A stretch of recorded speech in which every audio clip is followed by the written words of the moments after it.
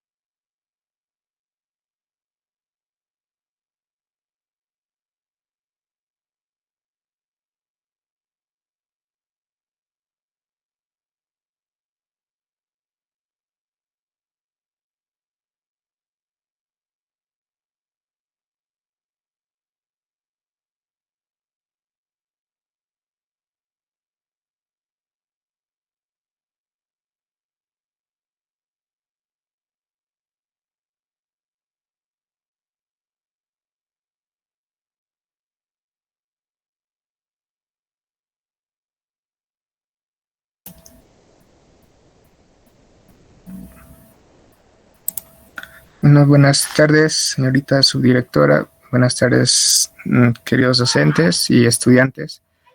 Por favor, quisiera que me confirmen si se ve mi pantalla o si se me escucha correctamente. Sí, se ve. Sí, adelante. Ok, muchas gracias. Bueno, hoy voy a empezar con la charla número 7.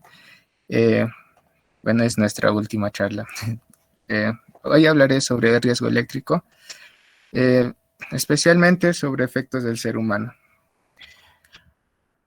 Bueno, ¿qué es un riesgo de electrocución? Primeramente, es la posibilidad de que, o sea, un cuerpo que tenga contacto con la corriente eléctrica, ¿no? Y claro, a través circule por ella. En esto, muchas veces causando muertes o accidentes mortales, o hasta quemaduras y ese tipo de accidentes. Bueno, que siempre hay algunos métodos para poder prevenir todo esto.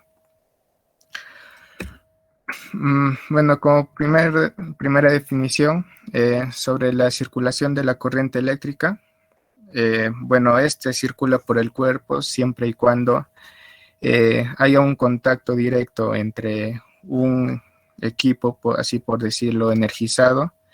Y claro, nosotros, bueno, esta es una definición general que la Tierra o el piso donde nosotros estamos generalmente tiene una diferencia de potencial. Bueno, este es de 0 voltios, ¿no? Claro que no tienen ninguna energía. En cambio, los equipos energizados tienen un cierto valor. Esto hace que el contacto de la persona que tenga con el equipo energizado junto con la Tierra cree una diferencia de potencial, ocasionando que la corriente eléctrica pase por el cuerpo. Bueno, como ya mencioné, existe puntos de entrada y salida. Bueno, punto de entrada podría ser el equipo energizado y punto de salida puede ser la Tierra, ¿no? Ya mencionada. Y bueno, ya como dije sobre la diferencia de esto tendría un potencial mayor que el de Tierra. Obviamente que el de Tierra siempre o casi siempre se le considera como cero. Bueno, ¿qué tipos de riesgos o cómo se ocurren estos? Bueno, hay dos tipos. Uno que es el contacto directo. Bueno, este es el contacto de la persona que tiene directamente con los equipos, ¿no? Bueno, equipos energizados, o también, o generalmente podría ser con los cables que tenemos en casa, tal vez por falta de mantenimiento o algunas eficiencias, pues el cable se maltrate, se deteriore y ya al tocar ese cable pelado, así por decirlo, bueno, hay un contacto directo, ¿no?, entre el cable y la persona y por ende la energía eléctrica pasa mucho más, con más facilidad. Bueno, esto también, bueno, para las personas que manipulan este tipo de energía, los electricistas, los técnicos, también al manipular con las herramientas, si su herramienta está en mal estado, no tienen los aislantes correctos o ya muy desgastados, al manipular este tipo de energía también hace que transcurra corriente eléctrica por su cuerpo. Y hablando sobre el otro tipo de contacto, que es el indirecto. Bueno, en este caso, eh, como presenta la gráfica, sabemos que pues esta mesa de metal no tiene ninguna energía, ¿no? Pero a diferencia de esta maquinaria. Bueno, como generalmente esta maquinaria consume gran energía, también puede crear un campo por alrededor de ellas. Y cuando hay equipos metálicos, perdón, cuando hay elementos metálicos, como puede verse aquí, como este mueble, esta mesita, hace que también se cargue con energía, ¿no? se energice el elemento, ya que al momento de tocar la persona también sienta que una descarga eléctrica por su cuerpo y pase corriente por ello. Bueno, esa es la diferencia entre el contacto directo, que es manipulando directamente los cables o los equipos energizados, y el indirecto, que se trata más o menos como este de aquí, que por un medio externo a la máquina también pueda pasarnos la corriente eléctrica. Ahora, bueno, para más detalle, ¿cómo esto influye en el cuerpo humano? Pues puede ser tanto indirecto como directo. Como vemos aquí en la imagen, nuestro cuerpo humano tiene una resistencia muy baja. Por eso, al momento de tocar una pequeña energía, tal vez en una pequeña batería, sintamos con una gran fuerza que pasa la corriente eléctrica por nuestro cuerpo, ¿no? Como que lo sintamos muy fuerte en muchas ocasiones. Bueno, esto también tiene o se define por su parte matemática, y que también esto nos ayuda mucho cómo poder prevenirla. Aquí vemos en la imagen que existe una resistencia de contacto 1, que es el contacto directo o indirecto de la persona con el material energizado. No, la resistencia del cuerpo humano, que bueno, eso también depende mucho ya de tu contextura. Tal vez seas un poco más gordo o delgado, depende. Obviamente la persona más gorda tiene un poco más de resistencia, pero no significa que no pueda pasar la corriente eléctrica. Tenemos la resistencia de contacto 2, que este es el contacto de la persona con la tierra. Y obviamente la resistencia del suelo, que generalmente, como mencioné, esta lo consideramos como 0. Bueno, aquí podemos ver una expresión matemática. Obviamente el voltaje siempre va a ser constante. Por ejemplo, los que tenemos en casa, los enchufes, los tomacorrientes, perdón, tienen un voltaje de 220 voltios. Este valor siempre va a ser constante. Lo que daña a la persona generalmente es la corriente, ocasionando muchas veces hasta paros cardíacos o alguna anomalía en el corazón. Bueno, y sobre la resistencia, ¿no? Que como vemos en este ejemplo, la suma de estos es muy poca. Bueno, generalmente la persona tiene una resistencia de 1000 ohmios aproximadamente, es en promedio. Claro que si eres más gordito tienes un poco más de resistencia, y si eres muy delgado tienes menos, ¿no? Pero es en promedio ese valor. La resistencia del suelo, como ya mencioné, tiene una de 0 voltios, y también depende de la indumentaria que lleves. Vamos a suponer que en esta imagen pues no tiene ninguna indumentaria de seguridad. Y esto le puede ocasionar la muerte. Pero ¿cómo podemos evitar esto? Al momento de manipular los equipos, tenemos, o sea, siempre los técnicos profesionales tienen sus equipos de seguridad, o ya los EPPs, que estos, bueno, cada dispositivo que se usa tienen una resistencia adicional, ya que como tenemos, por ejemplo, aquí el protector de cabeza tiene una resistencia de 3000 ohmios, los guantes de 1500 aproximadamente. Estos, bueno, dependen de la marca de cada material, ¿no? Siempre hay unas de mejor marca que tienen mucha más resistencia, y las de menor marca que obviamente son menos. Y bueno, estos valores son generalmente en promedio lo que se usa. Y por último, los zapatos de seguridad, que tenemos 1000 ohmios para la corriente alterna, que es, bueno, la corriente alterna, como ya explicamos anteriormente, son las que tenemos en casa con los tomacorrientes, y la corriente continua se refiere a las pilas, baterías. Bueno, su resistencia es mayor. ¿Cómo implica esto? Al revisar la imagen anterior, pues en este valor de aquí, en esta ecuación, podemos añadir más resistencias.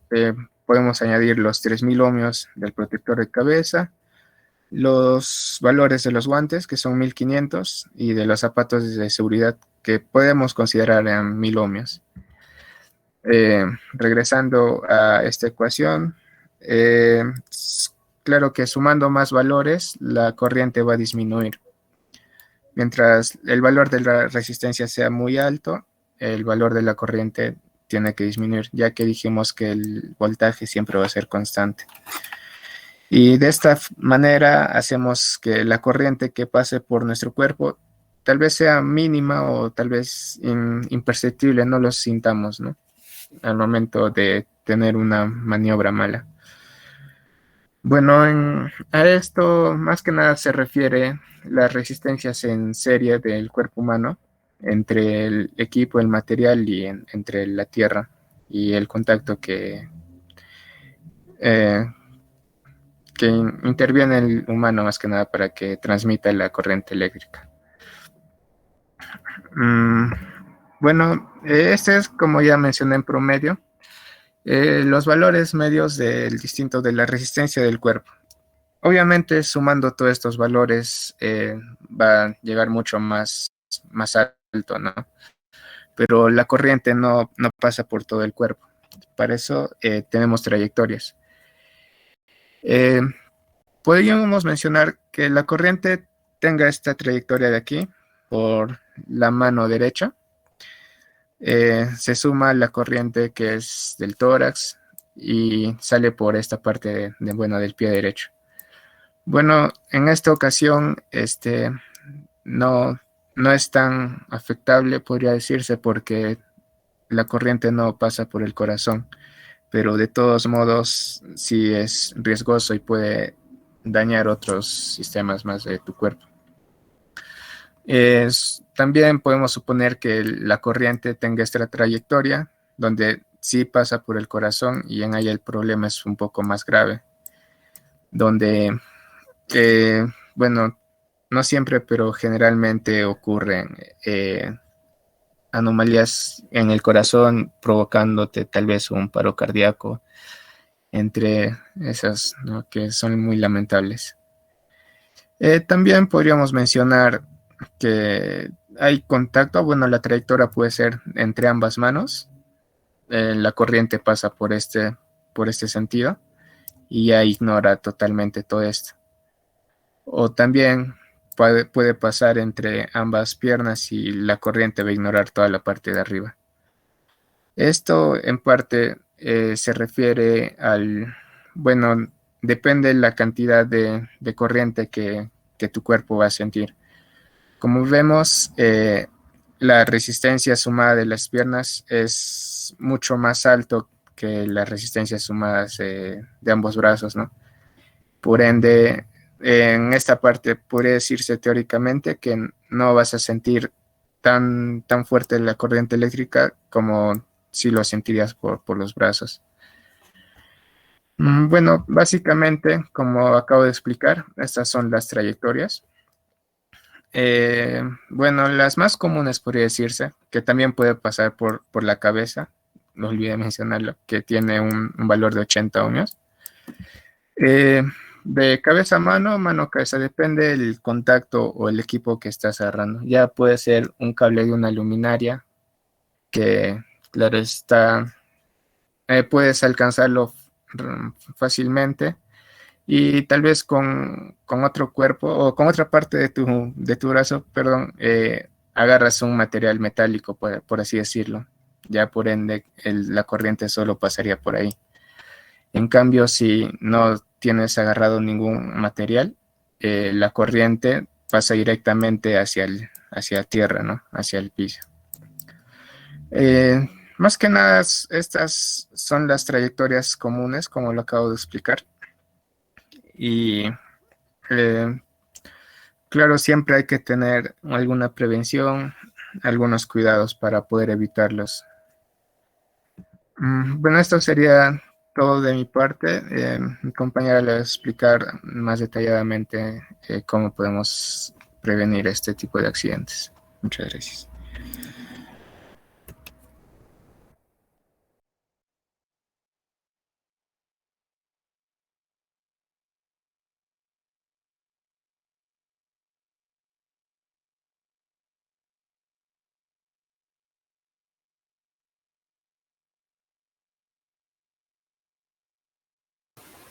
Muy buenas tardes, ¿se me puede escuchar? Sí, sí, sí, sí te escucho. Ok. Continuando con la exposición, las causas de los accidentes eléctricos. Como la mayoría de las personas saben, la mayoría de las causas eléctricas son generadas por las personas. Esto ya sea por descuido propio, por su educación o por su capacitación.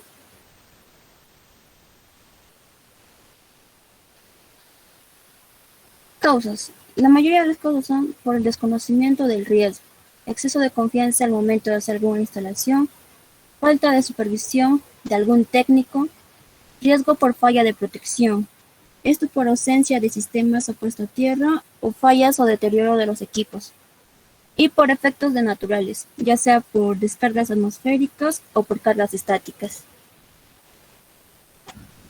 Peligros de la corriente eléctrica en el cuerpo humano. Los principales efectos son los efectos químicos, fisiológicos y quemaduras. Los efectos químicos. Como sabemos, las 2/3 del cuerpo humano están compuestos por agua, y al aplicar una cierta tensión se producirá una alteración del líquido, y de estos afectan a los organismos del cuerpo humano, lo que causa la muerte y la descomposición de las células. Efectos fisiológicos.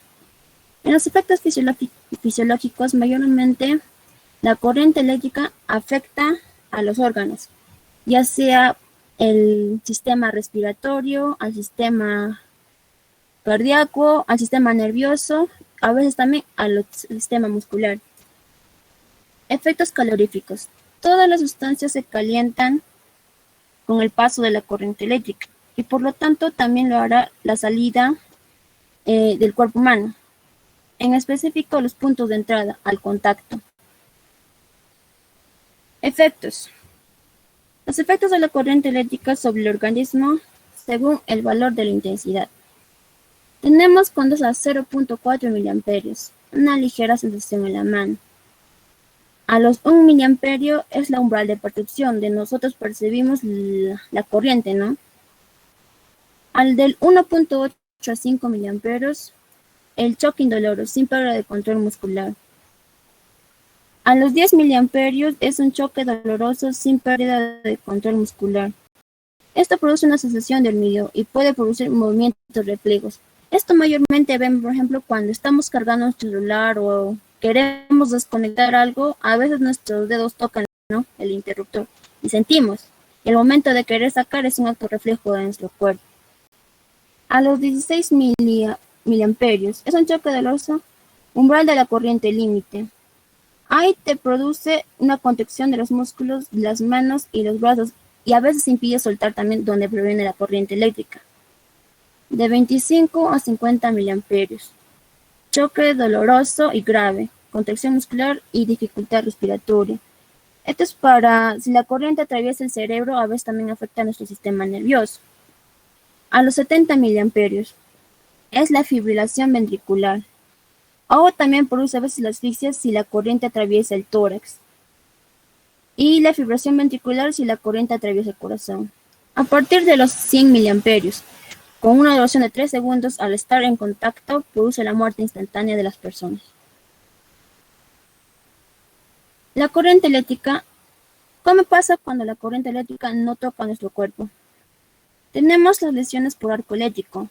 Esto mayormente afecta a los ojos, ya que nuestro cuerpo no puede actuar en reflejo rápido y la luz produce una ceguera, quemaduras por proyección de metal fundido o lesiones traumáticas, con circulación de corriente a través del cuerpo.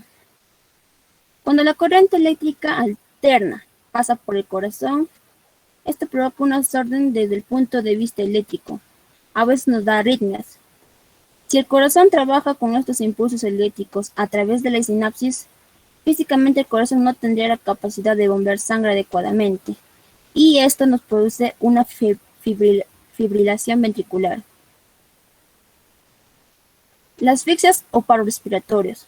Cuando la persona se desmaya por el trauma u otra razón, la lengua pierde su tonicidad y tiende a irse para atrás, lo que provoca una obstrucción de las vías respiratorias, generando un posible paro respiratorio.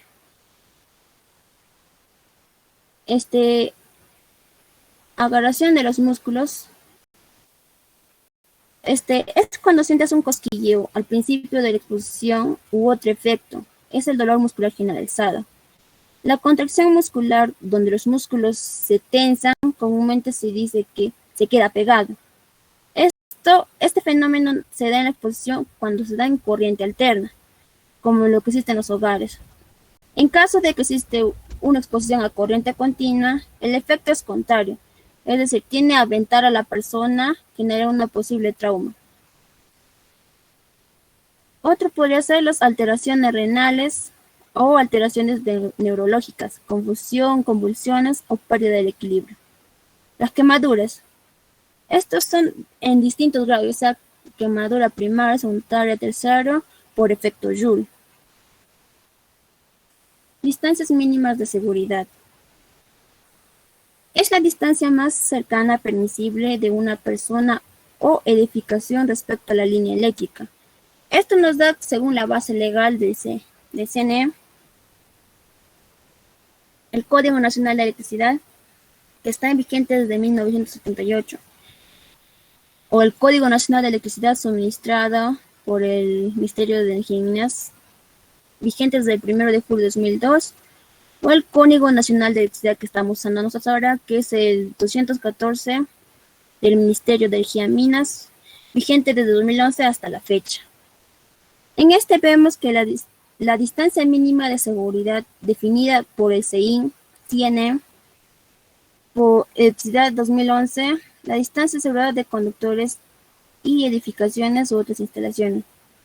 La distancia de seguridad es a media tensión y a baja tensión.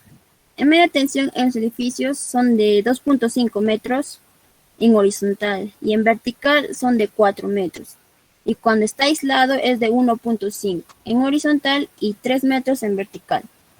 En baja tensión es horizontal a 1 metro y vertical 3 metros. En baja tensión aislado horizontal es 1 metro y vertical mayormente es 3 metros para prevenir cualquier accidente.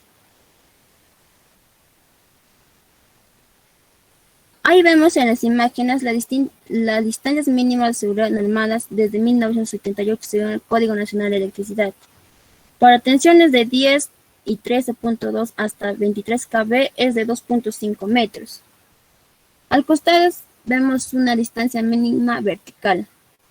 Esto vemos que está por el techo, pero esta distancia vertical es considerada en redes eléctricas antes de la vigencia del Código Nacional de Electricidad del 2001. A partir de 2001 eso ya cambió, se prohíben colocar cableado por encima de las viviendas u edificaciones. ¿Cuál es la situación actual? Se tiene construcciones que cumplen con las distintas distancias mínimas de seguridad. Como vemos a la izquierda, la distancia horizontal entre un edificio y redes eléctricas mayores a 2.5 metros, cumpliendo con las normas. Y a la derecha tenemos otra también, que es la distancia vertical entre el techo y la vivienda, que son de 4 metros. A lo que vemos a continuación son construcciones que de forma temeraria vulneran las distancias mínimas de seguridad. Como vemos a la izquierda, es el conductor de media tensión, que se encuentra a una distancia de 1.4 metros del techo del segundo piso, cuando tiene que estar a una mayor distancia. Y a la izquierda, a la derecha, una construcción con voladizos vulnerables. En la siguiente imagen tenemos áreas de aceras invadidas por voladizos. Esto mayormente son cuando las personas construyen, ¿no? Donde no deberían construir según el municipio y donde no pueden seguir las normas, ya sea por distancia horizontal o vertical. ¿Por qué ocurren estos incumplimientos de las normas? Mayormente es por la aprobación de licencias de construcción en gabinete. Mayormente porque demoran o a veces ni siquiera te aceptan. O te aceptan pero tienes que pagar más, ¿no? O al aprobar los planos de las edificaciones no toman en cuenta la existencia de las líneas eléctricas de media y baja tensión que también están autorizadas. Es común construir sin licencias, como vemos en las imágenes, y sin regularización del ministerio. Fatales accidentes. Como vemos a continuación la imagen, ¿no? En la izquierda tenemos a un shock eléctrico, posterior a la caída del primer nivel, causado en la muerte. Este accidente sucedió en Chupaca, en un sistema eléctrico. A la derecha tenemos una vivienda, ¿no? Que solo está a 1.2 metros de las redes eléctricas donde debe estar a mayor distancia. Registros eléctricos generados a nivel nacional. Como vemos en las imágenes, Junín se encuentra en segundo lugar. Estos son puntos de riesgo por departamento. Esto está por fuente de los INERMIN. Los INERMIN nos regulan, ¿no? Cuántas viviendas o cuántas edificaciones no cumplen con estas normas. Y como vemos, Junín es el segundo departamento donde no cumplen esas normas. Y donde también ocurren las mayores catástrofes. ¿Qué hacen las autoridades para que se cumplan las distancias mínimas de seguridad? En nuestra región centro, Electrocentro es el que aprueba los proyectos de electrificación. Tiene que estar con planos y aprobado por el municipio. A veces cuando están construyendo y no están aprobados, se interviene en la construcción y paralizan hasta subsanar, ¿no? Hasta que cumplan con las reglas. Esto te dan con una notificación previa de las viviendas en el proceso de construcción. Por ejemplo, en estas imágenes vemos que Electrocentro está colocando las mangas de eléctricas para evitar accidentes en los lugares donde las edificaciones ya han vulnerado las distancias mínimas de seguridad y el riesgo eléctrico es grave. Acá vemos que el Electrocentro, cuando ocurre la vulneración de las distancias mínimas de seguridad o una invasión de faja de servidumbre, Electrocentro coordina con la INERMIN y la Fiscalía para la paralización de la construcción. Sin embargo, a veces sabemos que hay personas o dueños que se niegan, ¿no? Y hacen caso omiso a las autoridades y construyen así, ¿no? Recomendaciones de seguridad. Como vemos, tenemos el equipo de protección. Tenemos el casco, la protección facial, las gafas de seguridad, ropa de seguridad, arnés de seguridad, guantes y zapatos. Sabemos que la protección facial es un protector facial contra el arco eléctrico. Esto mayormente nos protege contra las descargas eléctricas. Tienen un contrapeso que se mantiene en una posición equilibrada y compacta en el centro de la parte superior del casco cuando no es necesario, ¿no? Para evitar los movimientos. Las gafas de seguridad es uno de los equipos de protección el que tiene mayor uso. Mayormente eso es para evitar las cegueras, como les expliqué, que mayormente se da en los shocks eléctricos. Los guantes eléctricos. Los guantes eléctricos son equipos de protección individual fabricados en látex y que protegen al trabajador de posibles descargas eléctricas. Y las botas eléctricas son botas elaboradas con un material de cuero que ofrecen un alto nivel de protección contra descargas eléctricas para trabajadores que se exponen al riesgo eléctrico. Estas botas de seguridad no deben estar provistas de que sea ya sea de clavos o de cualquier tipo de metal, ya que eso nos afectaría. Tenemos la protección pasiva y la protección activa. Y en este caso, protección activa, doble aislamiento. ¿Qué quiere decir doble aislamiento? Es que el fabricante nos garantiza que la máquina no puede tener contacto directo con nuestro cuerpo. El símbolo es el cuadrado con otro cuadrado dentro. En la carcasa o de la de la máquina tiene que estar puesto eso. Tiene que estar garantizado por el fabricante. Inaccesibilidad simultánea entre dos partes con tensión y masa. Eso es tener aislación. Nuestro cuerpo en esta parte del circuito. Tensión de seguridad. Establece como tensión de seguridad hasta 24 voltios. Esto quiere decir que 24 voltios es todo lo que puede trabajar nuestro cuerpo sin medidas de seguridad. ¿Por qué? Porque la diferencia de potencia o tensión en nuestro cuerpo tiene suficiente resistencia para que la corriente no nos afecte. Entonces nuestro cuerpo puede producir una resistencia para que 24 voltios no nos afecten al cuerpo. Estamos a salvo. Separación de circuitos por medio de transformadores también pueden usar, o conexiones equipotenciales. ¿Qué son conexiones equipotenciales? Es conectar todos los equipos o materiales entre sí, aparte de la puesta a tierra, para que todos estén a un mismo potencial y para que no tengan una diferencia de potencial, ¿no? Esta es protección pasiva. Siguiente. Protección activa. Tenemos a los interruptores diferenciales o disyuntores. Tenemos a los disyuntores. Es el que nos va a proteger a las personas, ¿no?, contra las diferencias eléctricas cuando hacemos contacto directo o indirecto. Por ejemplo, abrimos el tablero de nuestra casa, ¿no? Después tenemos los interruptores termomagnéticos. También tenemos en nuestro tablero nuestra conexión de puesta a tierra, que es muy necesario. Cables debidamente aislados, tendidos, tienen que estar distribuidos en conductos, ¿no?, que no pueden estar sueltos para que las personas puedan tocar. Después tenemos los tendidos de cables seguros, tableros cerrados y de protección, señalización y capacitación. A ver, en nuestro tablero tenemos que tener los interruptores diferenciales, ¿no? ¿Qué es el disyuntor? Como algunas personas a veces se confunden cómo diferencia el disyuntor de un termomagnético, porque más o menos son iguales, tienen unas pequeñas diferencias. A ver, vamos a ver. El interruptor diferencial nos protege de que circule corriente por el cuerpo. ¿Por qué? El disyuntor o interruptor diferencial va comparando la corriente que entra al tablero con la que vuelve. Si en algún momento hay diferencia y esta diferencia alguien está tocando algo y circula corriente por su cuerpo y una pérdida de corriente a través de la tierra, va a ver la corriente con la que vuelve, ¿no? Si la corriente que vuelve no es la misma, vas a saltar el disyuntor y lo va a apagar. Entonces, eso protege a nuestro cuerpo. ¿Cómo identificamos a los disyuntores? ¿No? En los disyuntores mayormente vamos a ver acá. Estas que son, este es el monofásico y este es el trifásico. Los monofásicos tienen como una teclita, ¿sabe? Y al momento de que ocurra un accidente donde nosotros podemos estar en peligro, esta tecla se indica, ¿no? Y nos protege. ¿Y cómo hacemos la test de prueba?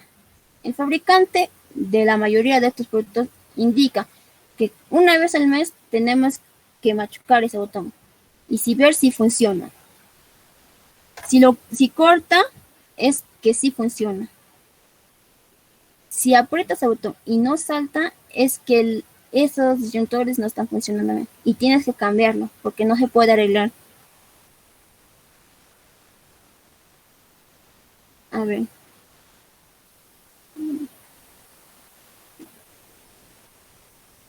Tenemos que probar eso para ver las test de prueba, ¿no? A ver, continuando.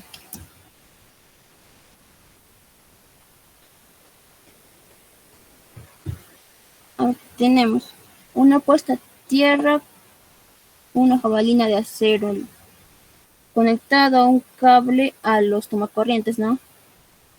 Acá vemos, ¿no? Esto llega al cable y llega acá, que es verde. Sabemos que la corriente toma tierra, el cable es de verde y amarillo, que mayormente representa la tierra. Supongamos, a ver, en mi caso no tenemos puesta a tierra y tampoco tenemos un disyuntor. ¿Qué pasaría? solo tenemos las técnicas, ¿no? A ver, está conectado, ¿sí o no? Conectamos y el refrigerador tiene un problema y las personas tocan y al momento de abrir no hay algo que nos protege, ¿no? Y la corriente pasa por el cuerpo y eso es lo que afecta, ¿no? Puede causar quemaduras o ya sea una fibración ventricular, ¿no? Supongamos, a ver, que tengo solo disyuntor y no tengo puesta a tierra, ¿no? Cuando abres la heladera y está compuesta como está malograda, la corriente va por tu cuerpo, ¿no? El disyuntor que vimos se va a dar cuenta y lo va a cerrar y nos va a proteger para que no haya corriente en nuestro cuerpo. Pero ¿cómo sabemos? Como ya dije, tienes que probar una vez cada mes. Si no, a veces se te malogra, ¿no? A ver, un otro caso, que no tengamos interruptor diferencial y tenemos puesta a tierra, ¿no? Entonces, al momento de abrir la heladera, la puesta a tierra es lo que actúa y la corriente que tenía que pasar por mi cuerpo. Y como no puede ir por mi cuerpo, busca un camino y va por este camino que es la puesta de tierra. Y ese camino va y encuentra la tierra y nos protege, ¿no? Y y esta manera nos protege. Por eso la puesta a tierra es muy importante. La puesta a tierra tiene que estar muy bien colocada, ¿no? Porque a veces también al momento de hacer nuestra puesta a tierra, las personas, por ejemplo, solo lo utilizan en algunas casas, ¿no? Por ejemplo, mayormente en las casas las personas no se han puesto a tierra porque te cuesta más dinero y solo utilizan en edificios o ya sea residencias de multifamiliares. Y tienes que ver eso. Cinco, cinco reglas de oro para los trabajadores eléctricos. Todo, todo trabajador eléctrico, todo ingeniero eléctrico, ya sea técnico, ingeniero, tiene que tener las 5 reglas de oro para trabajos eléctricos. El primero es la corte efectivo de todas las fuentes de tensión. El bloqueo o parte de corte, bloqueo, partes de corte. Esto es antes de empezar a trabajar, tienes que haber una comprobación, ¿no? Para que bloquee los aparatos corte. Comprobación de ausencia de tensión. Antes de empezar a trabajar, las personas tienen que bajar, ¿no? En este caso, a veces el de la fuente de tensión. Tienes que bajar para ver dónde está funcionando. Por ejemplo, las personas al momento de bajar ya no pueden prender las diferentes instalaciones, ya sea luz o agua, si en este caso está con energía eléctrica, ¿no? Puesta a tierra y cortocircuito.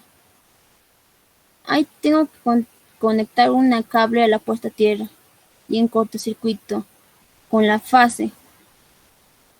De esa manera tiene que haber un campo, ¿no? Y nos protege a las personas o ya sea también a las máquinas. La quinta regla, señalización de la zona de trabajo. Cumpliendo con estas 5 reglas, nosotros estamos garantizando, ¿no? Que la posibilidad de un accidente sea menor. El porcentaje, ¿no? Que mayormente, que sea, ejemplo, un 10%, puede bajar a un 2-3% de probabilidad para que las personas no se afecten, ¿no? Y no causen una enfermedad, ya sea por contacto directo o contacto directo. Esto mayormente vemos los pasos o no, el Código Nacional de Electricidad es lo que nos da y debemos ver qué parámetros hay que seguir al momento de hacer una correcta instalación para así prevenir los posibles accidentes en nuestros hogares. Eso es todo, gracias. Voy a pasar a mi compañero.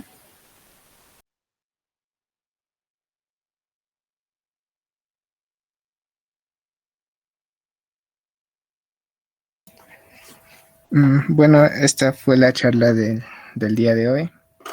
Si hay alguna pregunta de los estudiantes, por favor, hacerla conocer. Gustoso de responderlo de nuestra parte.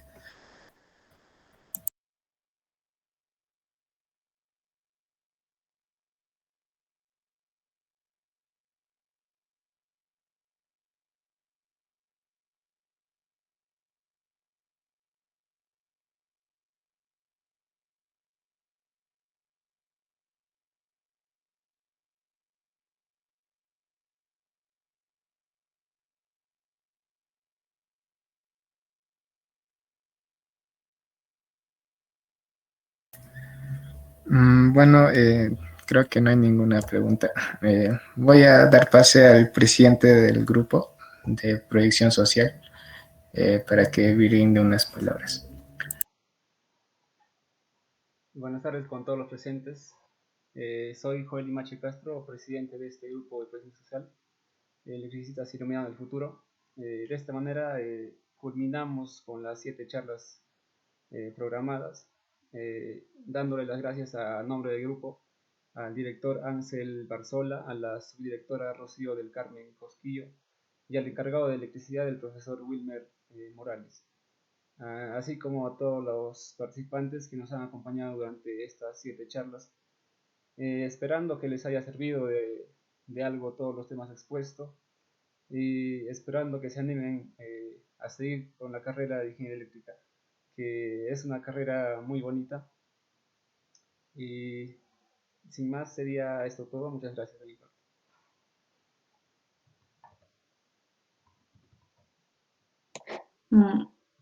Bueno, no sé si va a participar el profesor Wilmer. Sí, maestra Rocío. No sé si me está escuchando. Sí. A ver, en primer lugar, muy buenas tardes. Buenas tardes, maestra Rocío. Buenas tardes, colegas que están presentes. Buenas tardes, estudiantes. También a los jóvenes estudiantes de la universidad que en esta etapa nos ha prácticamente dado toda la información y conocimiento acerca de la electricidad, que va a ser de gran apoyo para nuestros estudiantes. Yo quisiera en este momento darle el pase a la subdirectora para que nos dé de repente unas palabras de clausura frente a esta charla que se ha desarrollado. Adelante, maestra Rocío. Bien, nuevamente agradeciéndoles por la invitación al jefe de taller, colegas y jóvenes estudiantes de la universidad y estudiantes de nuestro Colegio Politécnico Regional. Agradecerles por estas semanas y meses, ¿no?, que ustedes han estado frente a nuestros estudiantes apoyando con estas charlas muy importantes, puesto que es para que ellos lo puedan poner en práctica y avisorar un futuro, ¿no? Con esto también se promueve bastante lo que es, pues, la orientación vocacional. Ustedes como hermanos mayores, al estar frente a ellos, demuestran eso, ¿no? Ese trabajo, ese interés, esa preocupación y ese esfuerzo que van realizando para tener la carrera, ¿no?, de ingeniería eléctrica, electrónica. Sí, es muy interesante, aparte de muy importante, una carrera muy importantísima en estos últimos tiempos, y creo que siempre lo ha sido, ¿no? Porque ¿quién vive sin energía, sin luz? Todos hacemos uso. Es una carrera muy buena y encima de todo eso, ¿no? Si se sabe ver la situación a futuro, pues es una situación, una carrera también muy buena, con buena remuneración. Entonces, es una carrera importante. Felicitaciones, jóvenes estudiantes, muchos éxitos en sus carreras, en la carrera profesional que ustedes han tomado y en el futuro, ¿no? Desearles éxitos en el trabajo que, de hecho, lo van a lograr y van a conseguir. Y agradecerles nuevamente esta oportunidad que nos han brindado de estas charlas y ponencias muy importantes para nuestros jóvenes estudiantes. Agradecerles y siempre esa relación que se ha tenido con la universidad en muchas especialidades y ahora con ustedes. Gracias, jóvenes estudiantes, gracias a los colegas y al jefe de taller por esta oportunidad que se les ha brindado para que ustedes estén frente. Y bueno, pues voy a dar por clausurado estas charlas de proyección social que ustedes han optado en nuestra institución educativa. Muchísimas gracias.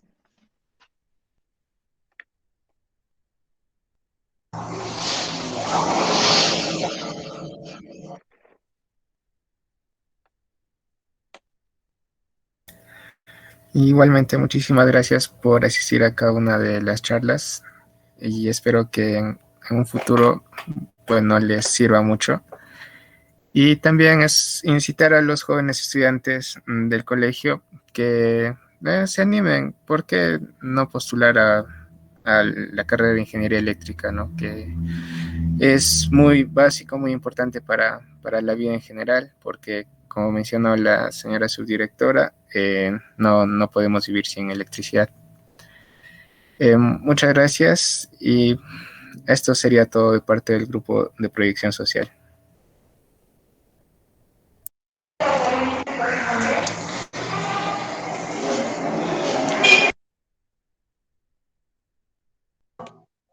Bien, a los que dije en el grupo, cualquier coordinación de documentación ya lo hacen con el jefe de taller y ya con él estamos comunicándonos en caso de que, de hecho, van a requerir la certificación y el documento correspondiente, ¿no? De dirección. Ya lo coordinan y me comunican. Gracias, Muchas jóvenes, gracias. nuevamente. Buenas tardes. Una vez más, jóvenes, entonces ya será hasta otra oportunidad que estamos en coordinación. De repente siempre vamos a tener esa coordinación con los estudiantes de la universidad. Nuevamente, muchas gracias a todos ustedes, muchas gracias a nuestra maestra Rocío, su directora de nuestro colegio, y a todos los profesores que están presentes. Gracias, hasta otra oportunidad.